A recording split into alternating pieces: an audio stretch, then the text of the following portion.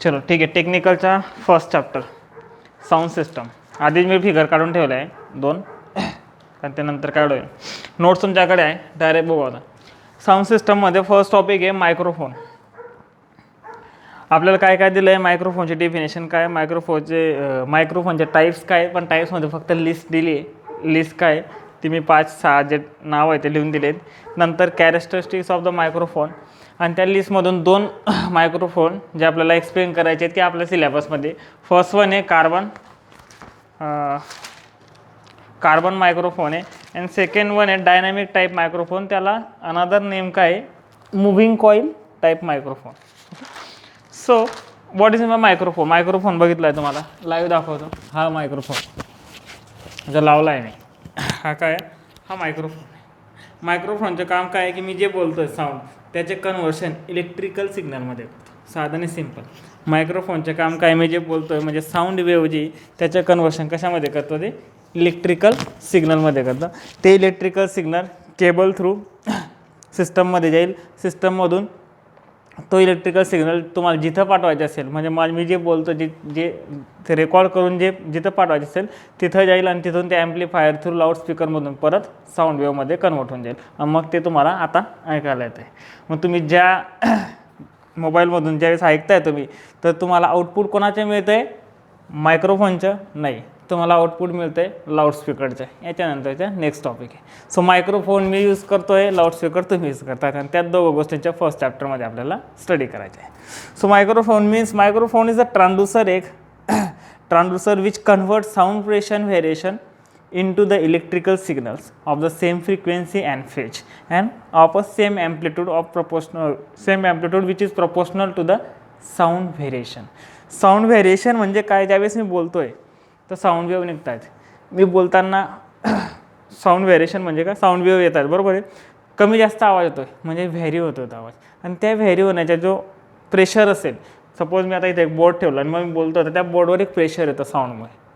मी जोराने बोललो तर जोराने प्रेशर येईल, जास्त प्रेशर येईल त्याच्यावर, आणि मी जर हळू बोलत असेल तर प्रेशर कमी येईल. ऑब्व्हियसली प्रेशर म्हणजे काय, फोर्स पर युनिट एरिया. मी जोराने बोलतो जास्त फोर्स येईल. ओके. सो प्रेशर म्हणजे व्हेरिएशन होतं ना, त्या व्हेरिएशनचे यूज करतो मायक्रोफोन, आणि त्याच्याने इलेक्ट्रिकल सिग्नल तयार करतो. ओके. आणि तो इलेक्ट्रिकल सिग्नल नंतर पुढे फर्दर का म्हणते पाठवला जातो, आणि त्याच्यानंतर ते पुढच्या गोष्टी तिकडं. मग रेकॉर्ड करण्यासाठी पण साऊंड मायक्रोफोन लागतो. साऊंड रेकॉर्ड करायचं असेल तर वॉटएव्हर जे असेल.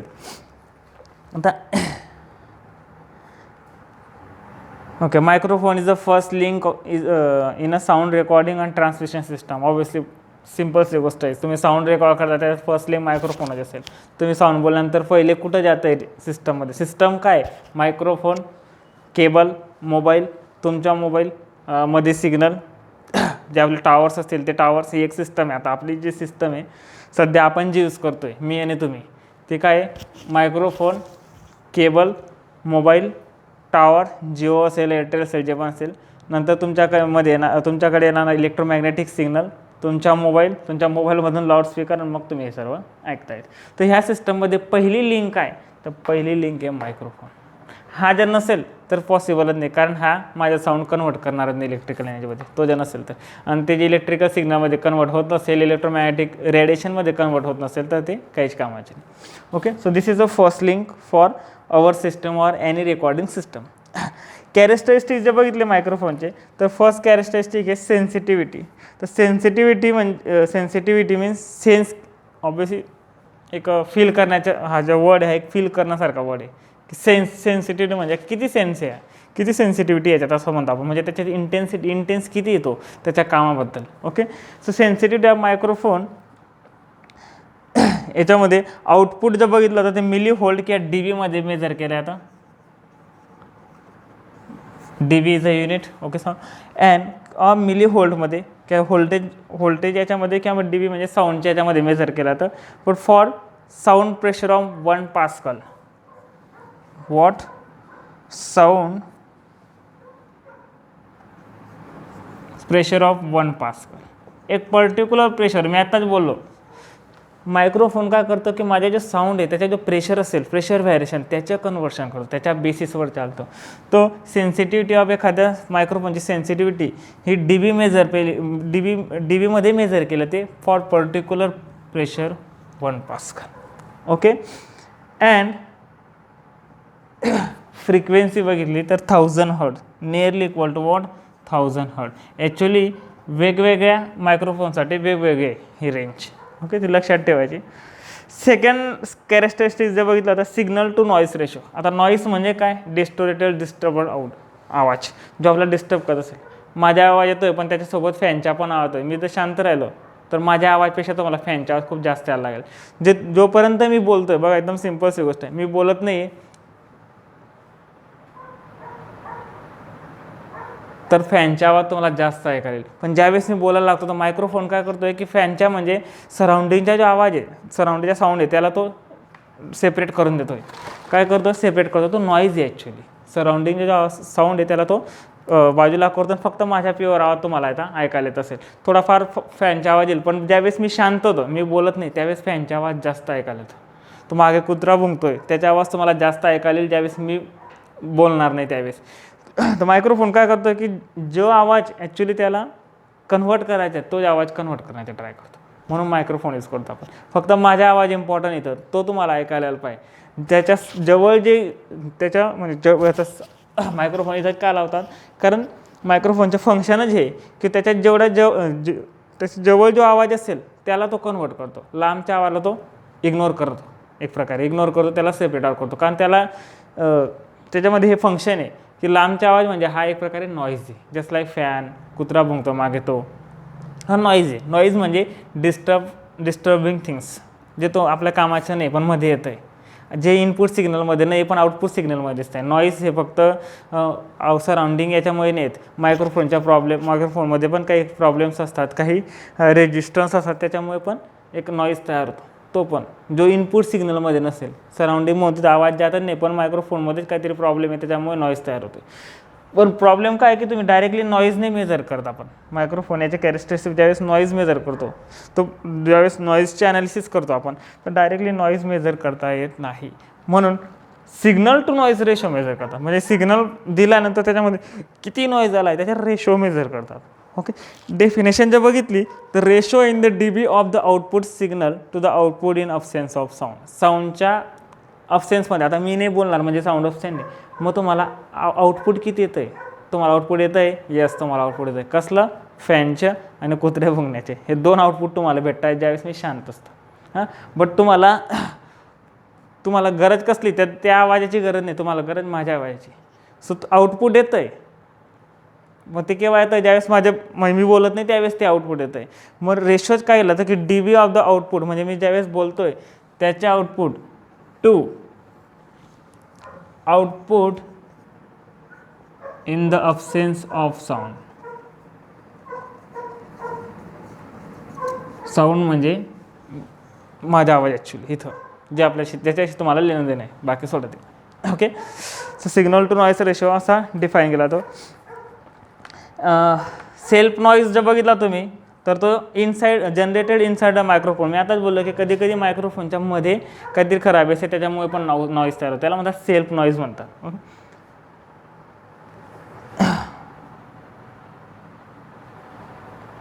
बाकी ठीक आहे. 2-3 लाईन्स लिहिल्या आहेत थेरॉटिकल, ते बघून घ्यायच्या. नेक्स्ट कॅरेक्टरिस्टिक जे बघितली तर फ्रिक्वेन्सी रिस्पॉन्स. आता फ्रिक्वेन्सी रिस्पॉन्स म्हणजे काय? Frequency means number of cycle per unit time. Minute असेल or सेकंड असेल, एका सेकंदात किती सायकल्स. ऑब्वियसली साऊंड काय? Sound is a wave. Sound wave म्हणतो आपण, वेव आहे आणि त्याच्या नंबर ऑफ सायकल्स असतात. So frequency response of microphone is define as a bandwidth of audio frequency in the output of microphone with in the range. त्याची range दिली ±1 dB साठी 1000 hertz. बघा हे ऑलरेडी झालेलं आहे. ±1 dB साठी 1000 हर्ट्ज. कंप्लीट ऑडिओबल फ्रिक्वेन्सी, जे ऐकण्यासारखी frequency, range of sound wave is 16 to 2000 hertz आहे. Okay. For frequency of 40 to 15,000 hertz is consider good high fidelity. तुम्ही जे 40 to 15,000 बघितली 15,000 मोठा. ओके, म्हणजे क्लिअर आवाज याच्यामध्ये येतो. 40 to 15,000 high fidelity. 80 to 50,000 is acceptable radio ब्रॉडकास्टसाठी. 80 to 50 लक्षात ठेवायचं या व्हॅल्यू, ऑब्जेक्टिव्ह क्वेश्चनमध्ये येतीलच म्हणजे येतीलच. 80 to 50,000 hertz is for acceptable radio frequency. आणि आपला जो टेलिफोन असेल त्याची त्याची जी फ्रिक्वेन्सी बघितली तर आपला जो घरातला टेलिफोन असतो त्याची फ्रिक्वेन्सी असते 300 हर्ट्स टू 3,400 हर्ट्स टेलिफोनसाठी. मे बी कोणतरी एक क्वेश्चनमध्ये हे रेंज असतील एवढं लक्षात ठेवा. ओके, सो हा फ्रिक्वेन्सी रिस्पॉन्स होता. Next distortion. Distortion obviously distortion म्हणजे काय, डिस्टोर्ड होणे. डिस्टोर्ड म्हणजे आउटपुटमध्ये काहीतरी खराब येणे. Okay, there are 2 types of distortion. First non linear,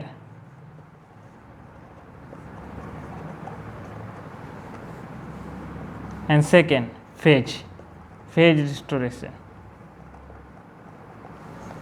first काय नॉन लिनियर आहे, सेकंड फेज डिस्टोरेशन. आता नॉन लिनियर का, नॉन लिनियर कशामुळे येतो, हार्मोनिक साऊंड येतो कधी कधी. आपण ज्यावेळेस स्पीकर तुम्ही हे लावा, हेडफोन लावा आणि कोणाचे तरी म्हणजे कॉल येतो त्यावेळेस हार्मोनिक साऊंड येतो. तर हार्मोनिक साऊंड ज्यावेळेस येतो ते नॉन लिनियर डिस्टोरेशन असतं. सो मायक्रोफोनसाठी non linear distortion should be less than 5%. काय लेस दॅन, हां less than 5%, should be less than 5%. Okay, non linear distortion लक्षात ठेवायचं. ह्या रेंज कामाचे आहेत, ऑब्जेक्टिव्ह क्वेश्चनमध्ये येतील. Non linear distortion for microphone should be less than 5%. Okay, and for high fidelity sound this should be not more than 1%. आणि एकदम clear sound असायला, हाय फिडेलिटी साऊंड असायला पाहिजे असेल तुम्हाला तर 1% जास्त नको होतं. ओके, हां इन जनरल ठीक आहे. ओके, मी ॲडजस्ट करू शकतो साऊंडसोबत, थोडंसं नॉईज मी ॲडजस्ट करू शकतो, डिस्टोरेशन मी ॲडजस्ट करू शकतो. तर लेस दॅन 5% पाहिजे याला आपण म्हणू की हां गुड आहे, काय हरकत नाही. पण एकदम भारीमधला मायक्रोफोन घेतला तुम्ही तर 1% जास्त डिस्टोरेशन त्याच्यामध्ये राहत नाही. Non linear distortion, I am talking about a non linear distortion only. Next phase distortion. Okay, phase distortion काय होतं, फेज म्हणजे काय बघा, साऊंड काय एक वेवच्या फॉर्ममध्ये आणि त्याचे काहीतरी फेज असतो. फायने दाखवायचा, तुम्ही 12th 11th बघितलं असेल फेज असतात. 5 - 90, 90 - 5 + 90, sine omega T. Sound wave जे बघितलं तर ती साईन ओमेगा टी + 5. तर हा जो फाय ना हा फेज असतो, याला फेज म्हणतात. ओके, सो वेगवेगळ्या वेवसाठी हा वेगवेगळा असतो. सो ज्यावेळेस फेज डिस्टोरेशन काय होतं की मायक्रोफोन आहे, मायक्रोफोन नंतर केबल आहे, परत ॲम्प्लिफायर लावतो, तर सर्वांमधून sound wave electrical wave changes होत असते. तर त्याच्या फेज हा डिफरंट होतात. तर तो जो फेज डिफरंट असेल त्या फेज डिफरंटमुळे डिस्टोरेशन साऊंडमध्ये तयार होतं आणि त्याला म्हणतात phase distortion. Okay, due to different elements use in a circuit, different element use in a whole systems. Okay, तर त्या रिलेशनमुळे पाथ ऑफ द सोर्स, साऊंडचा जो सोर्स असेल त्याच्या पाथ असेल त्याच्या जे रिलेशनशिप आहे त्याच्यामध्ये फेज डिफरंट येईल, त्याच्यामुळे येणारे जे डिस्टोरेशन असेल ते म्हणजे काय फेज डिस्टोरेशन असेल. And last one is the output impedance. Impedance means resistance. First thing एवढा लक्षात ठेवायचा, impedance means resistance, actually internal resistance of the circuit called as impedance. साधं सिम्पल, व्हॉट इंटरनल रेजिस्टन्स. एखादं सर्किटमध्ये आपण बघा असं रेजिस्टन्स लावलं आहे, हा जो रेजिस्टर आहे हा एक्सटर्नल रेजिस्टन्स तुम्ही लावलेला आहे. बट कोणतीही ज्यावेळेस सर्किट तयार करतात एक वायर यूज केली जाते. ओके, या जगात कोणती जशी वायरने जी परफेक्ट कंडक्टर आहे, कॉपर घ्या, ॲल्युमिनियम घ्या, गोल्ड घ्या, वॉट एव्हर जी पण कोणतीही वायर यूज करा, परफेक्ट कंडक्टर या जगामध्ये एक्झिस्ट नाही. Just like same perfect insulator या जगामध्ये एक्झिस्ट नाही. परफेक्ट कंडक्टर म्हणजे काय, त्याच्यातून करंट पास होताना त्याला 0 ऑपोजिशन मिळेल, त्याला कोणी अपोज करणार नाही, त्याला आपण असं म्हणणार परफेक्ट कंडक्टर येतो. पण तसं नाही. ॲल्युमिनियम घ्या, कॉपर घ्या, आपण ज्यांना कंडक्टर म्हणतो, गुड कंडक्टर म्हणतो, परफेक्ट कधीच म्हणत नाही. तर ज्यावेळेस वायरमधून करंट पास होतं त्याला काहीतरी ना अपोजिशन ऑफर होतं. इथं रेजिस्टन्स लावलेलं नाही, त्याला अपोज करणारे कोणतरी, ते मटेरियल अपोज करतं. कोणतं? हेच मटेरियल. जे मटेरियल आपण कंडक्टर म्हणतो त्या मटेरियलमध्ये काही अशी थोड्या प्रमाणात ते पूर्णच कंडक्ट नाही करत, करला थोडंसं त्याला अपोज करतं. ओके, तो जो अपोज असेल म्हणजेच काय, करंटला अपोज म्हणजे काय, रेजिस्टर आहे. मग रेजिस्टर तर इथं लावला नाही तरी अपोजिशन आहे, मग त्या रेजिस्टरला इम्पिडन्स म्हणतात. म्हणजेच काय, impedance means just resistance but internal resistance, not external things. Okay, सर्किटमधूनच मिळणारा रेजिस्टन्स म्हणजे इम्पिडन्स, संपली गोष्ट. Okay, a microphone has output impedance, obviously output impedance असतो, which is represented in terms of ohms, resistance into ohms आहे, तो impedance into पण ohms आहे. आणि हा इम्पॉर्टंट पॅरामीटर आहे. वाय? कारण काय, मायक्रोफोन काय करतोय, साऊंडचे इलेक्ट्रिकल सिग्नलमध्ये कन्वर्ट करतोय आणि तो इलेक्ट्रिकल सिग्नल पुढे जाणार आहे. ओके, पुढे जाणार आहे कसं काय, वायर थ्रू जाणार आहे, पुढे सिस्टमला तो मॅच होणार आहे. मग ज्यावेळेस सिस्टमला मॅच होतं इलेक्ट्रिकल सिग्नल त्यावेळेस ट्रान्सफॉर्मर यूज केला जातो. म्हणजेच मायक्रोफोनचं आउटपुट हे आधी ट्रान्सफॉर्मरला दिलं जाईल आणि मग ट्रान्सफॉर्मर त्याला ट्रान्सफॉर्म करून पुढे फॉरवर्ड करेल. तर ट्रान्सफॉर्मर कोणताही नाही लावता येत. अकॉर्डिंग टू मायक्रोफोन ट्रान्सफॉर्मर काहीतरी मॅचिंग करायला लागते आणि ती मॅचिंग करण्यासाठी आउटपुट इम्पिडन्स ही खूप इम्पॉर्टंट गोष्ट आहे.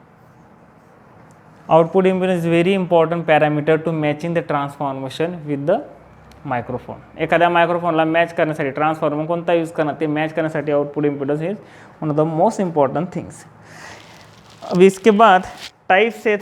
टाइप्स ऑफ द मायक्रोफोन मी आधीच बोललो होतो, त्याची फक्त लिस्ट आहे ती तुम्ही वाचून घ्या. आपल्याला दोनच टाइप्स याच्यामध्ये सिलेबसमध्ये, आपल्याला दोनच टाईप आहे सिलेबसमध्ये. इथं काय 6-7 टाईप दिले आहेत. डिस्क्रिप्टिव्ह पेपर तर नाही होणार आहे पण ऑब्जेक्टिव्हमध्ये पण येऊ शकतात क्वेश्चन. ओके, सो ते टाईप्स वाचून घ्यायच्या. आता फर्स्ट टाईपच्या मायक्रोफोन जो आपल्याला सिलेबसमध्ये तो म्हणजे कार्बन मायक्रोफोन आहे.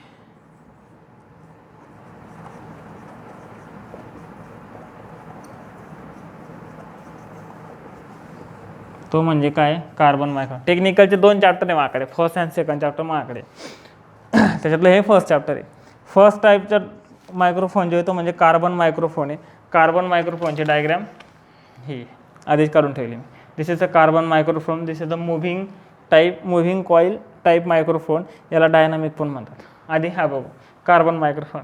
Obviously name is indicate, carbon म्हणजे इथं तरी कार्बनचे काहीतरी यूज असेल मायक्रोफोनचं नाव आहे. कार्बनचं काय तर बघा हे जे पॉईंट आहे हे पॉईंट दाखवलेले actually that's are the carbon granules. Granules means लहान लहान बॉल्स असतील ते, एकदम लहान लहान बॉल्स असतील. कार्बन ऑब्व्हियसली करंट कंडक्टर असेल. हे लहान लहान जे बॉल्स हे कार्बनचे बॉल्स. कार्बनची एक विशेष गोष्ट आहे, तुम्ही कार्बनला जर प्रेशराईज केलं तर त्याच्यानं 1 मिनिट ओके, तुम्ही कार्बनचे ग्रॅन्युल्स जर प्रेशर केलं तर त्याच्या रेजिस्टन्समध्ये फरक येतो. काय होतं त्याच्यामध्ये, रेजिस्टन्समध्ये रेजिस्टन्स डिक्रीज होतो. त्याला प्रेशर कमी केला तर रेजिस्टन्स इन्क्रीज होतं आणि ह्याच प्रॉपर्टीचा यूज करून मायक्रोफोन तयार होतं. आता इथं बघा कन्स्ट्रक्शन जर बघितलं तुम्ही तरी एक मूवेबल प्लेट लावली आहे. त्या प्लेटला 2 स्प्रिंग लावले आहेत. ओके, हा जो आहे हा डायफ्राम आहे. डायफ्रामचं काम काय, त्याच्यावर साऊंड येतो आणि तो नंतर साऊंड म्हणजे मी जे साऊंड बोलेल ते साऊंड इथून एंट्री करतील आणि डायफ्रामवर प्रेशर क्रिएट करतील. डायफ्राम हा मूव्ह होत राहील. ओके, हे जे वरती दिलं आहे दिस इज प्रोटेक्टिव्ह कवर आहे. ओके, ही जी खालची प्लेट आहे ही फिक्स प्लेट आहे. ही जी ही मूव्हेबल प्लेट आहे, खालीवरती मूव्ह करतात ती ज्यावेळेस खालीवरती मूव्ह होईल त्यावेळेस याचं प्रेशर कमी जास्त होईल. Okay, next this is a insulator. Okay, अजून हा ट्रान्सफॉर्मर. मी आताच बोललो तुम्हाला की मायक्रोफोनच्या आउटपुट ट्रान्सफॉर्मरला येतं. ही बॅटरी, हे मधले कार्बन ग्रॅन्युल, स्प्रिंग झालं, प्रोटेक्टिव्ह कवर, संपली गोष्ट. तर कन्स्ट्रक्शन करताना काय केलं आहे, कार्बन ग्रॅन्युल्सला 2 प्लेटच्या मध्ये पॅक केलं आहे, इन्क्लोज केलेलं आहे. इन्सुलेटर प्लेटच्या मध्ये इन्क्लोज केलं आहे आणि इथं मेटॅलिक प्लेट आहे, ही फिक्स प्लेट आहे. याच्या थ्रू वायर एन एक कनेक्शन तयार केलं आहे. याच्यामधून एकसारखं करंट फ्लो होत राहतं. काय करंट काय असं नाही की तुम्ही बोलणार साऊंड एनर्जी येईल मग करंट फ्लो होईल, असं नाही. करंट फ्लो होत राहतं कंटिन्युअसली. करंट ज्यावेळेस तुम्ही आता ह्याची केबल लावली, मी बोलतो आहे नथिंग इट डझंट मॅटर, याच्यामधून करंट एकसारखं फ्लो होतं आहे अगर हा कार्बन मायक्रोफोन असेल तर. ओके, मग होतं काय, फंक्शनिंग काय, तर ज्यावेळेस तुम्ही आपण एखादा आवाज येतो आणि साऊंड वेव्ह अशा येतं इथं, तर साऊंड काय करतो, प्रेशर क्रिएट करतो आणि ही जी मुव्हिंग प्लेट ही खाली होते. ओके, कॉम्प्रेशन होतं, खाली होते, साऊंड आला म्हणजे खाली होईल ती. मग कार्बन ग्रॅन्युल्स काय होतील, प्रेस केले जातील. प्रेस केले गेल्यानंतर ते काय करतील, त्यांच्या रेजिस्टन्स चेंज करतात. आता बघा इथून अशी वायर गेली, हे सपोज करंट आहे, हे कार्बन ग्रॅन्युल्समध्ये जाऊन असे असं आणि असं पूर्ण सर्किट कंप्लीट करत आहे. आता म्हणजे कार्बन ग्रॅन्युल्समधून करंट फ्लो होतं आहे, मग ते प्रेशराईज झाले की त्यांचा रेजिस्टन्स चेंज होतं. रेजिस्टन्स चेंज झाला म्हणजे हे जे करंट फ्लो होत होतं याचा रेजिस्टन्स चेंज झाला, सॉरी हे सर्किटचा रेजिस्टन्स चेंज झाला, कारण circuit carbon granules is the one of the part of circuit here, या सर्किटच्याच पार्ट आहे, त्याच्यातून करंट पास होणार आहे. ओके, तर याचा जे रेजिस्टन्स चेंज झाला म्हणजे करंट कमी किंवा जास्त होईल. सो ज्यावेळेस वन मिनिट, मला फंक्शनिंगमध्ये एक मिनटं. Okay, when sound wave strike the डायफ्रामला ज्यावेळेस साऊंड वेव्ह, हा डायफ्राम आहे, सॉरी हा एवढा डायफ्राम आहे, हा हे जे दिसतं हे डायफ्राम आहे, this is spring is the one of the part of diaphragm असं म्हणू शकतो आपण. ज्यावेळेस साऊंड वेव्ह डायफ्रामवर स्ट्राईक होतं, it move to and fro motion म्हणजे ऑसिलेशन करतात. ड्युरिंग कॉम्प्रेशन, ज्यावेळेस compression it pressure the carbon granules during radiation. Okay, ज्यावेळेस कॉम्प्रेशन होईल म्हणजे हा खाली होईल तर ग्रॅन्युल्सवर काय करतो, प्रेशर क्रिएट करेल, आणि ज्यावेळेस रेरिफॅक्शन होईल म्हणजे हा वरती जाईल त्यावेळेस त्याचं प्रेशर काय होईल, लूज होऊन जाईल. ज्यावेळेस कार्बन ग्रॅन्युल्स हे प्रेस होतात, रेजिस्टन्स इज डिक्रीजेस, याचा रेजिस्टन्स डिक्रीज होतो. का होतं, ज्यावेळेस हे प्रेस होतं असे रेजिस्टन्स डिक्रीज होतं. रेजिस्टन्स डिक्रीज झालं म्हणजे याच्या सर्किटमध्ये जे करंट कॉन्स्टंट करंट आधी पण फ्लो होत होतं, त्याचा रेजिस्टन्स डिक्रीज झाला, करंट इन्क्रीज होतं. आणि ज्यावेळेस हा प्रेशर कमी होईल, साऊंड बंद होऊन गेला, डायफ्रामवरती चालला जाईल, परत याच्यावरचा प्रेशर रिलॅक्स होऊन जाईल, रेजिस्टन्स काय होईल, इन्क्रीज होईल, आणि करंट काय होईल, डिक्रीज होऊन जाईल सर्किट. बस एवढंच फंक्शन आहे. आणि in the absence of sound म्हणजे साऊंडच नसेल, मायक्रोफोनच्या साऊंडच नसेल, तर या सर्किटमधून करंट जे फ्लो होईल ते कॉन्स्टंट करंट एकसारखं फ्लो होत असेल.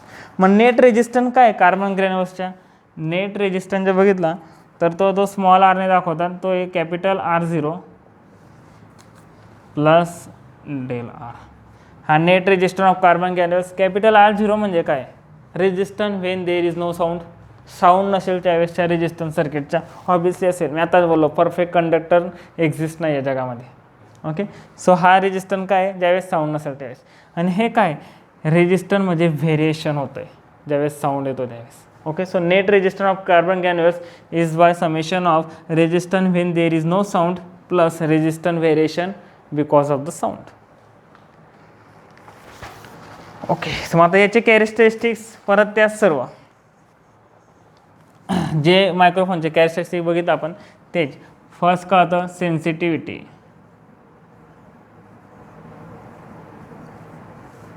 मग कार्बन मायक्रोफोनसाठी सेन्सिटिव्हिटी जे बघितली तर पुअर आहे, म्हणजे एवढा इफेक्टिव्ह नाही आहे,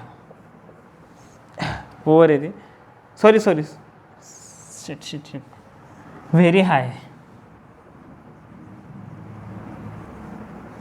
ओला effective very high. Output of the carbon microphone is about 20 dB.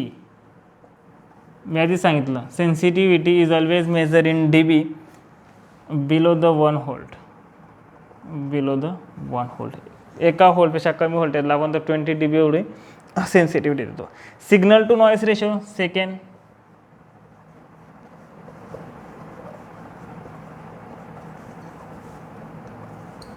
Signal to noise ratio बघितला तर पुअर आहे, हे होतं ते मला लक्ष याच्यावर चाललं गेलं तर चांगली गोष्ट आहे. सिग्नल टू नॉईस रेशो काय आहे, पुअर आहे. Frequency response third,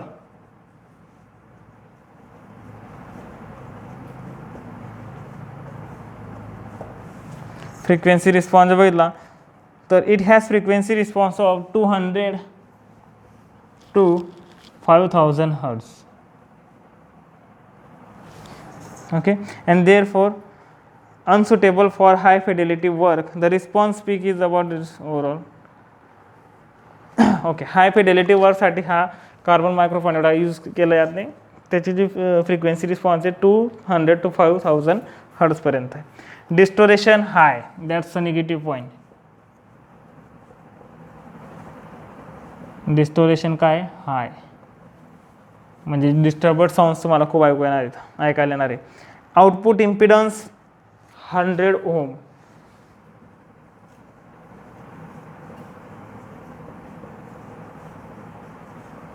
what 100 ohm. Okay. अजून एक आहे डायरेक्टिव्हिटी. डायरेक्टिव्हिटी म्हणजे डायरेक्शन का, तो ओमनी डायरेक्शनल आहे, लक्षात ठेवायचं जागा नाही, ओमनी डायरेक्शनल आहे हे लक्षात ठेवायचं. ऑब्जेक्टिव्ह क्वेश्चनमध्ये येण्यासारखा क्वेश्चन या 5 6 कॅरेक्टरिस्टिकमधून ही एक विचारली जाऊ शकते की carbon microphone is a 2 dimension, 3 directional और ओमनी डायरेक्शनल और डॅट डॅट डॅश. तर ओमनी डायरेक्शनल लक्षात ठेवता. अदर फीचर जर बघितलं तर व्हेरी हार्ड असतो हा मायक्रोफोन, इझिली हे होतील, तुटून जाईल की काय असं काय होत नाही. मॉइश्चरला कवर असतं ऑब्विसली. बघा सॉरी हे राहिलं आहे, this is a protective cover. हे जे वरती हे प्रोटेक्टिव्ह कवर जे डायफ्रामला कवर करण्याचं काम करतं. ओके, डायफ्रामला कवर करण्याचं काम करतं. स्मॉल डायमेन्शन एकदम स्मॉल असतो हा अँड लो कॉस्ट. सर्वात मेन गोष्ट म्हणजे काय, स्वस्त असतो. याच्यानंतर डायनॅमिक टाईप मायक्रोफोन किंवा याला म्हणतात मुव्हिंग कॉईल टाईप मायक्रोफोन हा येतो. ओके, याच्यात कार्बनचा काही संबंध नाही. मुव्हिंग कॉईल म्हटलं म्हणजे इथं काहीतरी कॉईल असेल ती मूव्ह पण होत असेल. So this microphone is the principle of electromagnetic induction. Obviously electromagnetic induction काय आहे की तुम्ही मॅग्नेटिक फील्डमध्ये ज्यावेळेस कॉईल मूव्ह करतात तर EMF जनरेट होतो. काय, तुम्ही मॅग्नेटिक फील्डमध्ये एखादी कॉईल ठेवली आणि तिला जर तुम्ही फिरवतात टू अँड फ्रो मोशन देता किंवा गोल फिरवतात तर EMF जनरेट होतं. जस्ट लाईक जनरेटरमध्ये काय असतं, एक गोल मॅग्नेट असतं आणि मध्ये तर कॉईल असते, आपली कॉपरचे वायर जसं वाइंडिंग केलेली कॉईल असते, गोल गोल फिरवली का जनरेटर काय करते इकडे इलेक्ट्रिसिटी तयार करते. ओके, सो हे जे रोटेशनल मोशन आहे गोल फिरवतो आपण ज्यावेळेस, म्हणजे मेकॅनिकल जी एनर्जी ती converted into electric energy with the help of electromagnetic induction. Electromagnetic इंडक्शनचं simple principle, whenever we move or we rotate the coil in a magnetic field or whenever we vary the magnetic field around the coil, एखाद्या कॉईलच्या around तुम्ही magnetic field vary करतात, एक तर coil move करा constant magnetic फील्डमध्ये, एक तर मॅग्नेटिक फील्डची इंटेन्सिटी व्हॅरी करा एका कॉईलच्या सराउंडिंगमध्ये, you will get EMF at the end of at the terminals. Okay, EMF मिळतो आपल्याला. EMF म्हणजे व्होल्टेज मिळतं, त्याचा यूज केला इथं. आता याच्या कन्स्ट्रक्शन जर बघितलं तर वरती एक प्रोटेक्टर कवर, ओके, स्प्रिंग, ह्या 2 दिल्या, ह्या कॉईल नाव लिहिलं नाही मी तर कॉईल आहे. हे सिल्क क्लॉथचं एक कापड लावलेलं असतं, ते फक्त लोअर पार्ट आणि अप्पर पार्टला सेपरेट करण्यासाठी. हा एक मॅग्नेट आहे. ओके, नॉर्थ पोलमध्ये साऊथ पोल आहे. ओके, इथे एक ट्यूब दिली आहे, this is only for free environment, म्हणजे असं म्हणतो ना हवा खेळती राहायला पाहिजे तशी गोष्ट आहे ती. फक्त इथं एक एअर पास होण्यासाठी एक ट्यूब दिलेली, त्याचं काही एवढं खास फंक्शन नाही.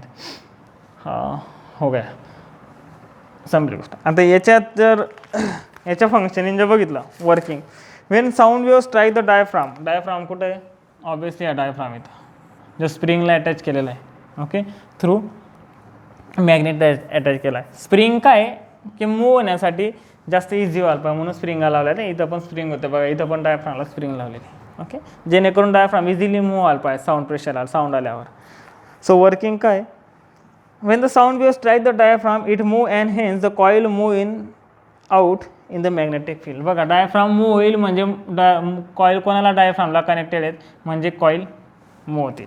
ऑब्वियसली मॅग्नेट, हे जे मॅग्नेट आहे या मॅग्नेटमध्ये हा जो स्पेस आहे हा पूर्ण हा स्पेस या स्पेसमध्ये काय असेल, जास्त लिहायची गोष्ट ह्या स्पेसमध्ये काय असेल मॅग्नेटिक फील्ड असेल आणि त्या मॅग्नेटिक फील्डमध्ये ह्या कॉईल मूव्ह होतील. व्हाय, कारण डायफ्राम मूव्ह होतं आणि डायफ्राम का मूव्ह होतोय, कारण साऊंड येतो त्याच्यावर. मग जसं साऊंड येईल तेवढ्या जोराने मूव्ह होईल, तेवढी त्याची वेलॉसिटी कमी जास्त होत राहील. ओके, आणि ज्यावेळेस ही कॉईल मूव्ह होईल तर त्याच्या थ्रू करंट डेव्हलप होईल, EMF डेव्हलप होईल. आणि ते EMF म्हणजे काय, कसं काय मूव्ह तयार झालं, EMF साऊंडमुळे तयार झालं. ओके, म्हणजे याचा अर्थ काय झालं, साऊंडचं कन्वर्शन कशामध्ये केलं याने, या पूर्ण सिस्टमने इलेक्ट्रिकल सिग्नलमध्ये केला. जे तिथं होत होतं तसंच इथं पण, बाकी काही नाही. The value of EMF of this EMF depends upon rate of change of flux किती चेंज होत आहेत, म्हणजेच काय फ्लक्स का चेंज होणार आहे, कारण मोशनमुळे. ओके, मोशन ऑफ कॉईल, आणि मोशन ऑफ कॉईल कोणामुळे होते तर साऊंडमुळे होते. The displacement of the coil depends on pressure of the sounds on the डायफ्रामवर किती प्रेशर येतो त्याच्यावर कॉईलचे डिस्प्लेसमेंट ठरेल. Okay, A B the magnetic flux, समजा या मॅग्नेटिक फील्डचे जे फ्लक्स बघितले ते जे कॅपिटल B आहे कन्सिडर केलं मी. Okay, length of the coil is L.